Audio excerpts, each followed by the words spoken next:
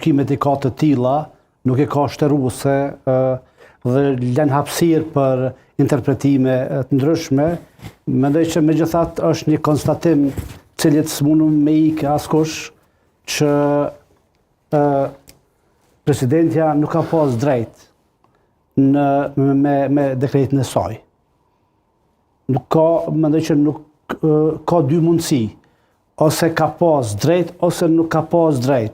Kemi pas blokun rreth presidentes, të cilët vazhdimisht janë deklaruar që aktgjykimi apo dekreti është kushtetues dhe duhet shkohet me automatizëm, duhet shpërndahet parlamentit dhe shkohet në zgjedhje, dhe ka qenë ky bloku tjetër rreth lëvizjeve vendosje rreth kryeministit Kurtit, të cilët kanë pas opinionin të kundërt dhe kanë shkuar me një pyetje te gjykata kushtetuese, dhe mendoj që çështja është e qartë. Sado që nuk është shumë shtërues, megjithatë edhe kjo gjykatë kushtetuese ka konstatuar që sistemi jonë është parlamentar dhe në një sistem parlamentar kompetencat e presidentes janë shumë të kufizuar në rast të tilla vetëm nëse shprehimisht janë të paraqitur, dhe mendoj që e kemi rastin dhe po shpresoj që në të ardhmen do ta kuptojnë gjithë që ne kemi një sistem ku presidentja vërtet ka kompetenca më të kufizuar se sa që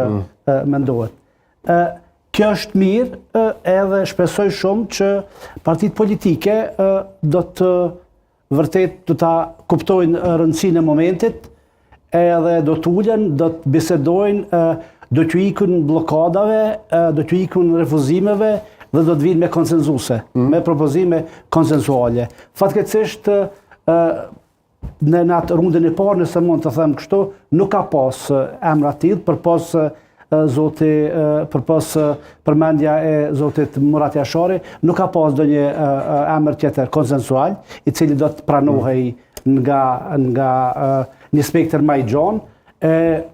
Shpresoj që këtë rast edhe Lidha Demokratike, pse jo, do del bashkë, këshin mirë bashkë me parti tjera opozitare, para se gjithashtu me Partinë Demokratike, me dalë me një emër spari ju konsensual, mes juve ose me dy emra. Me dalë me emër LDK? Po, absolutisht, LDK-ja dhe PDK-ja dhe AK-ja, pse jo, si opozit, me emër tillë, a partijak